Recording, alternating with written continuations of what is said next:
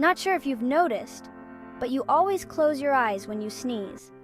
Some people will tell you that it's to prevent your eyeballs from popping out of your head, but that's actually not true.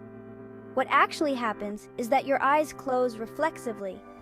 When the membrane in your nose is irritated, it triggers a chain of reactions.